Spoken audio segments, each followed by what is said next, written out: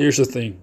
Aliens exist, and the mainstream media and the government, especially in America, tries to sort of cover it up and make it a weird story. UFOs, etc. Make it a really weird thing that most people cannot wrap their heads around. But aliens exist because aliens are pretty much beings from different dimensions as well, if you think about it. So when you go to sleep at night and you dream, every time, even though sometimes you can't remember what you dreamt, right? But the times you do remember what your dream was about, every time you remember, just know that that took place on a different dimension. You were operating on a different dimension. Now, what happened to humanity and through alien intervention is that the human body and DNA has been manipulated in such a way to keep your soul, your consciousness locked into physicality to such a degree that you think that this is the only reality. You do not know if there's an afterlife. People only hope there is a heaven or hell, whatever. They hope there's something more beyond the grave. Why is that? Because of alien intervention. Your whole soul, your consciousness, has been manipulated to believe that it is the body, but the body is the instrument of the soul. It is the vehicle you use in order to express yourself in three-dimensional space. Remember this.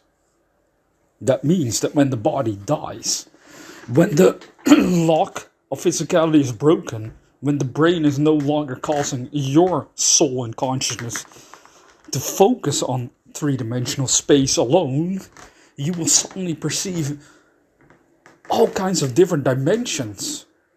And that is when you remember and realize that you are a multidimensional being.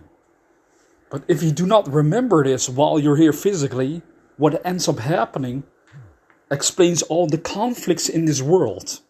People hate each other, they hurt each other, they attack each other. Why? Because they think they are their body, and therefore they have to protect it. They have to attack anyone that seems to threaten the body, the physical self. But the physical self is the vehicle of the soul.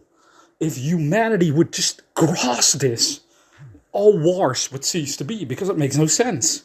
You can look at anyone, wherever they live and exist, whatever country, you realize you and I are the same. We're all souls occupying a body. It doesn't matter where you're from. This is all man-made. Nonsense. Satanic influence. Alien influence. Making you fucking question your reality. At the end of the day, if you're an American and you meet up with a European or an Asian or whatever, wherever they are from, you have to look past the culture and you realize that unity that exists between you both. When you can sense and perceive the unity, then you will know true freedom. What kind of freedom? You will know the freedom of the soul. And that is what it's all about. If you do not grasp this, you will forever be in conflict with everyone and everything while you're going through this physical journey, because you cannot perceive beyond it due to your own ignorance. But open up your mind and perceive unity. Perceive the universe, the univite verse of all of creation.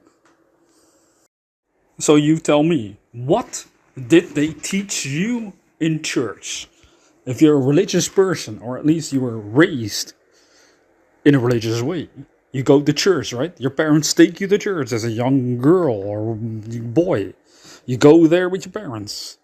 What did they actually teach you?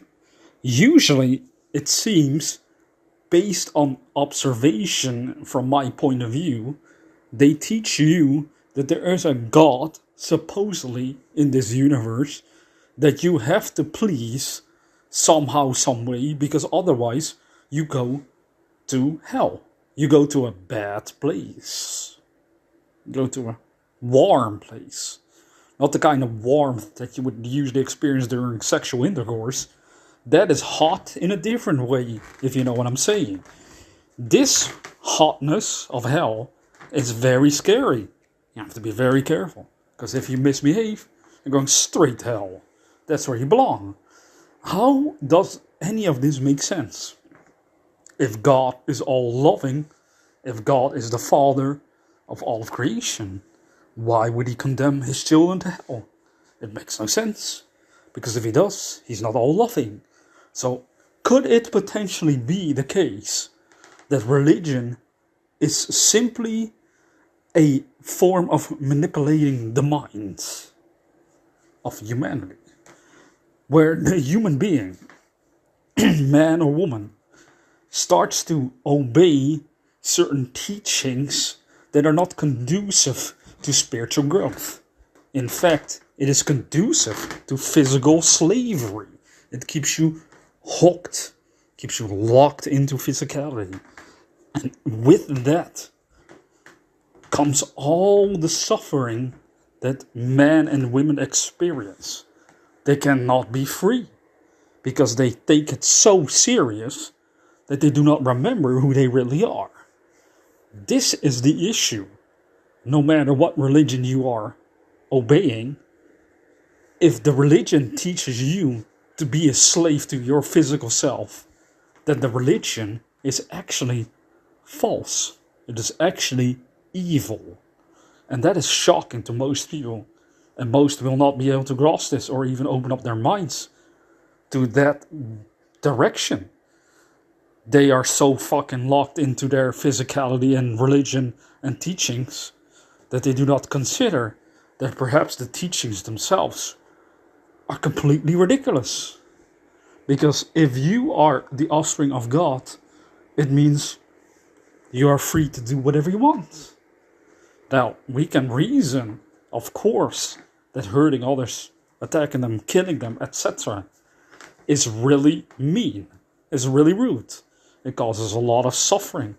People will cry and get angry and upset with you if you do that. Makes total sense.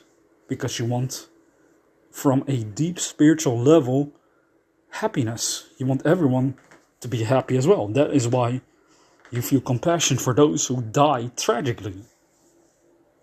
But at the end of the day, all this is about is you and I realizing and remembering that we are on a journey. Therefore, there is no God that will judge you harshly.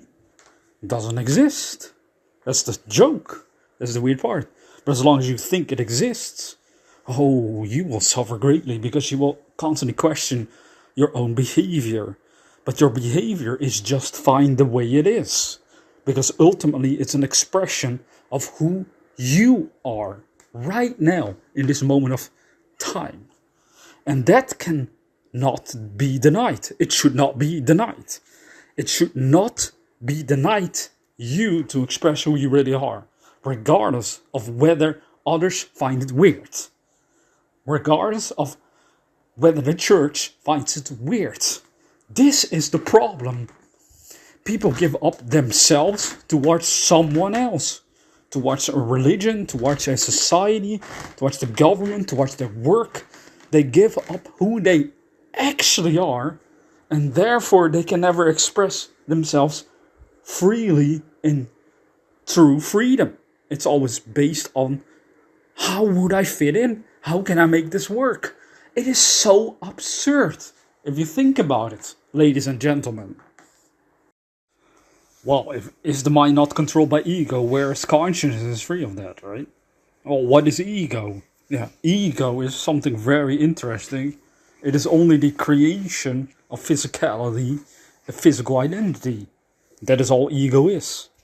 Now, if you go beyond ego, it's really simple. People make it such a hard thing, some complicated thing, like, oh, I have to overcome my own ego. All you have to do is just go beyond the labels with which you identify yourself. So you no longer identify yourself as a man or a woman.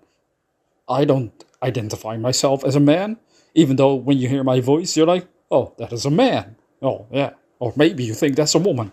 In a different frequency range, you might think that I'm a woman. Who knows, right? It doesn't really matter.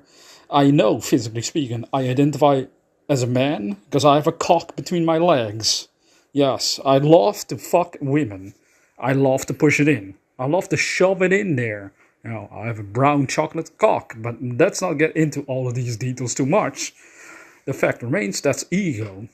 Ego is that tiny fraction that simply identifies with physicality, with who you are physically speaking. So if you go beyond ego, it must mean, and it actually literally means, that you understand that you are not just your physical self. It's a shock, isn't it? Because when I go into non-physical realities, different dimensions, astral dimensions, some point I've been a woman over there. That's no joke. I was in love with a man. I would love to suck his cock, but yet physically speaking right now, there's no way I would shove a cock in my mouth. That's weird. That's gay. Ew. That sounds nasty to me. The idea is just disturbing. Because I'm a man, physically speaking. That's my ego. So what does your ego show you when you're dreaming? If you pay attention. When you're out of your body in different realms. Pay close attention. Because sometimes you might catch yourself being a different gender. Another time I went to the mirror in a dream and I looked in there. And I saw someone else. It was not me that I know physically. Who was that guy? I realized, who is that man? I saw a totally different guy. What the fuck is going on? We live multi-dimensionally, people. Understand this and be free.